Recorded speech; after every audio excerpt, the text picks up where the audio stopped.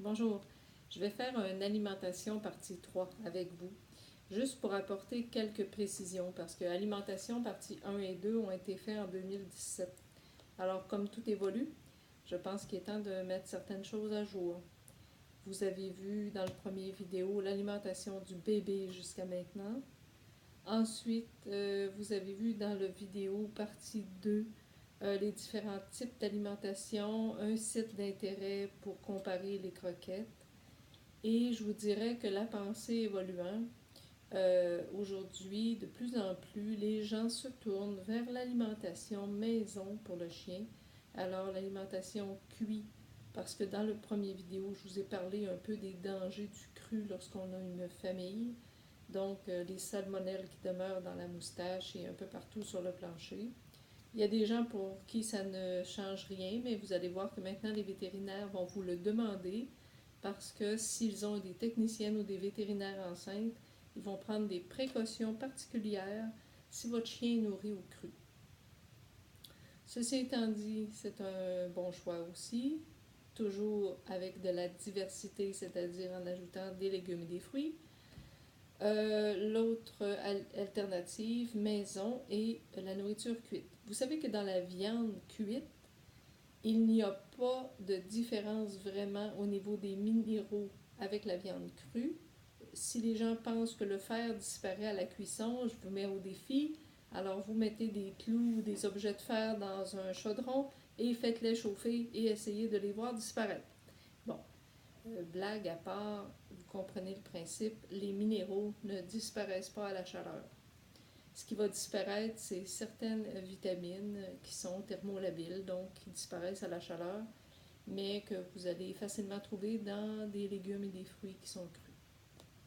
Pour ce qui est aussi de la mastication, les gens qui vont nourrir au grand, j'appelle ça le grand cru, alors avec vraiment des carcasses, là, vont permettre aux chiens vraiment de mastiquer longtemps. Mais c'est rare que dans l'alimentation crue qu'on voit à la maison, les gens donnent peu de carcasses et donnent beaucoup plus des petits morceaux. Donc, pour la mastication, cuit ou cru, ça ne fait pas de différence. Alors, dans l'alimentation maison, moi-même, je m'y suis de plus en plus convertie. Et je vous dirais que ça donne, pour la majorité des gens qui l'essaient, une meilleure haleine, une meilleure santé dentaire, meilleure santé globale et aussi un animal qui est plus satisfait. C'est facile à comprendre parce que si je vous donne des croquettes tous les jours pendant 10 ans, ça me surprendrait que vous soyez satisfait de votre alimentation. Durant qu'une alimentation maison peut varier. Quelle alimentation maison? Ben non, c'est pas vos restants de temps, mais c'est pas non plus des recettes qui sont bonnes pour vous avec les épices qui sont bonnes pour vous. Alors, il y a des gens qui se sont cassés le coco avant nous et qui ont regardé des spécialistes en nutrition animale, qui ont regardé les contenus des recettes que pouvaient contenir. Alors, il y a beaucoup de livres de recettes présentement que votre vétérinaire peut vous conseiller. Il y en a un qui est beaucoup conseillé par les vétérinaires, qui est celui-ci. Alors, qui est fait par une dame qui s'appelle Hilary. Alors, il y a un supplément qui vient avec ça par contre, et les recettes sont intéressantes, variées, et vous ajoutez le petit supplément là, qu'elle vend aussi par les vétérinaires seulement. Et il y a un petit mélange de poudre là, qui est calcium, phosphore et d'autres minéraux qui sont importants. Alors, le livre est bien fait, il y a des alimentations pour la transition, l'analyse nutritionnelle de chaque recette est présente. Alors, n'importe quel vétérinaire peut vous le procurer, c'est une vingtaine de dollars. Et il y en a probablement d'autres aussi, d'autres livres de recettes là, qui sont fort intéressants. Ça prend quand même une organisation. Alors, il faut un grand frigidaire, il faut aimer cuisiner, il faut pouvoir en congeler aussi pour dépanner. Il faut comprendre que quand vous sortez avec le chien, il faut amener le petit pad de glace, le thermos, etc. C'est sûr que c'est moins commode que la croquette, mais fondamentalement, c'est plus santé. L'alimentation cuite aussi, telle que décrite dans ce livre-là, peut se combiner avec des croquettes. Il n'y a pas de différence. Par contre, si vous alimentez au cru, ne donnez jamais de croquettes en même temps que du cru. Si vous voulez, c'est deux modes de digestion complètement différents. Ça demande beaucoup plus d'enzymes, ça demande beaucoup plus d'acidité, ça demande plein de choses pour digérer du cru et ne pas être malade. L'animal peut l'avoir facilement, ce que nous ne pouvons pas avoir. Mais si il est dans une alimentation industrialisée et cuite, il ne digère pas de la même façon ces aliments-là et on peut facilement le rendre malade de passer de croquette à cru à croquette ou dans la même journée. Alors, il y a une transition à faire entre la croquette et le cru. Si on parle de cuit, la transition est beaucoup moindre et on peut garder à l'occasion des croquettes puis à l'occasion de l'alimentation cuite. Il n'y a pas de distinction pour la digestion comme telle. Alors, l'autre mise à jour que je voulais... Mais comme je vous disais, ça demande une bonne organisation, ça demande d'y penser. Habituellement, c'est comme moi, des gens retraités qui se mettent à cuisiner pour leurs chiens. Les gens qui travaillent ont tendance à se dire « Oh, c'est complexe ». Et vous comprenez que quand vous sortez, à ce moment-là, ça ne peut pas être de l'alimentation à volonté. On ne peut pas le laisser là dans le plat des heures de temps d'aliment, même si c'est cuit, on ne peut pas laisser ça des heures de temps. C'est 2 heures maximum. Encore là, on sort l'aliment. Il ne faut pas qu'il soit excessivement froid. On va le tiédir un peu. Et ensuite, on va le donner à l'animal qui va le consommer, là, évidemment, dans les minutes qui suivent. On va faire ça quand ils sont adultes, probablement 2 fois par jour, et quand ils sont bébés, 3 à 4 fois par jour. Alors, c'est une organisation. L'alimentation à volonté avec la croquette, c'est sûr qu'elle est beaucoup plus facile. Le plat est là, vous le remplissez, le chien, comme je vous disais, va déterminer la bonne quantité. Et si vous le rationnez, je vous le répète, c'est sûr qu'un animal rationné va avoir faim, vous ne savez pas quand il a faim, et cette faim-là va faire qu'un jour ou l'autre, il va se gaver.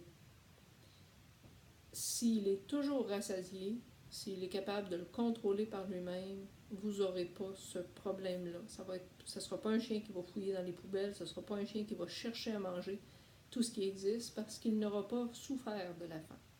Alors, je vous conseille toujours, quand vous êtes aux croquettes, l'alimentation à volonté. Je voulais revenir sur les croquettes parce que cette année, je ne nourris pas avec Origène parce que mon cas est allergique au poulet et qu'elle partage les croquettes, évidemment, avec les chiots. Donc, c'est complexe quand on donne une croquette aux chiots puis on ne veut pas que maman en mange. Ça devient assez infernal parce qu'il faut séparer tout ça. Donc, on a trouvé finalement une bonne croquette qui ne contient pas de poulet et qui est pour les chiots. C'était pas simple à trouver. C'est la compagnie From qui le fait. Alors, c'est le Gold pour Poppy. Le sac est rose, vous le voyez ici. C'est vraiment celle qui est Earthland, donc la nourriture à base de viande rouge. Il faut faire attention. Là. Si le premier ingrédient est le poulet, vous n'êtes pas sur le bon sac. C'est celle à la viande rouge.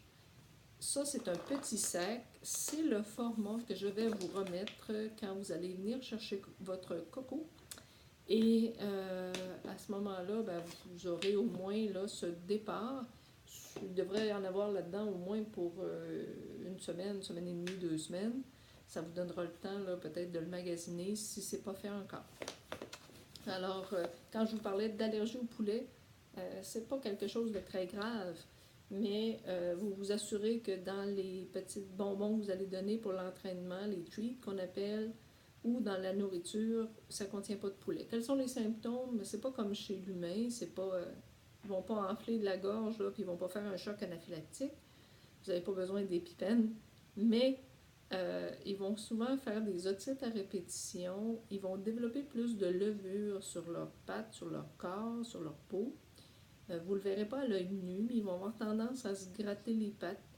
Ils vont avoir les oreilles plus rouges, ils vont avoir de la cire qui est brune, ça c'est des levures. Donc, c'est tous ces symptômes-là qui font croire qu'il y a une allergie. Il y a des dermatologues qui sont spécialisés pour les chiens à l'hôpital vétérinaire de Saint-Hyacinthe, l'hôpital vétérinaire finalement de la faculté de médecine vétérinaire qui enseigne aux vétérinaires. Les consultations ne sont pas très dispendieuses. Ce sont des spécialistes. Je les ai consultés fréquemment. Et c'est comme ça que nous sommes arrivés à la conclusion qu'en excluant le poulet, on n'avait plus de problème de dermatite ou de problème d'otite. Mon corps n'a pas fait beaucoup de problèmes, mais dans son jeune âge, avant l'âge de 6 mois, et c'est très rare les otites très jeunes, elle a fait 1 ou 2 otites.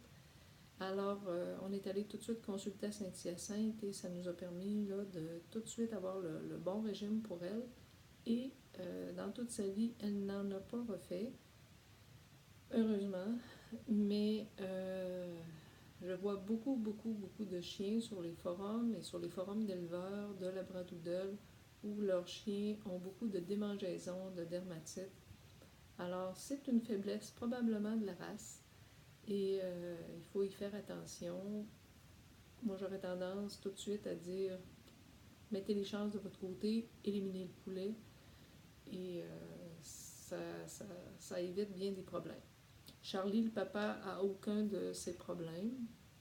Il n'est pas allergique à quoi que ce soit. Il y a beaucoup de chiots que nous avons. La majorité des chiots qu'on a produits et que nous avons ici, Cassie n'est pas allergique au poulet. Je dis pas que c'est 100% de la race qui est allergique, mais je dirais que j'en vois souvent, donc il y a peut-être une petite tendance à cette allergie au poulet. D'un autre côté, est-ce une allergie au poulet ou au type de poulet qu'on met dans ce genre de croquettes industrielles? Je vous dirais que ça aussi, tout est possible. Donc, les chances de votre côté. Alors voilà, c'était un petit peu un résumé que je voulais faire, puis une mise à jour par rapport à l'alimentation 2. Le dernier principe, vous l'avez lu dans le petit guide aussi, c'est l'eau fraîche. Alors l'eau, on la change au moins 3 fois par jour, on la met fraîche et on lave le bol d'eau 1 fois par jour à l'eau et au savon. Alors c'est comme un verre d'eau que vous auriez sur votre table de nuit. En plus, vous metteriez la langue dedans jusqu'au fond. Alors c'est sûr que ça développe des bactéries à la température de la pièce. Et souvent, les gens vont dire ah, mon chiot il a commencé à faire de la diarrhée, je comprends pas, il a les bons vermifuges, il est vacciné. Change ton eau plus souvent et lave tes bols. Alors, ça peut être un principe de base fort pertinent. Alors, je vous remercie beaucoup et j'espère que vous allez bien. Et on va se rencontrer bientôt. Vous allez avoir d'autres vidéos aussi sur différents thèmes comme l'entretien du poil, etc., qui s'en viennent très bientôt. Alors, au plaisir.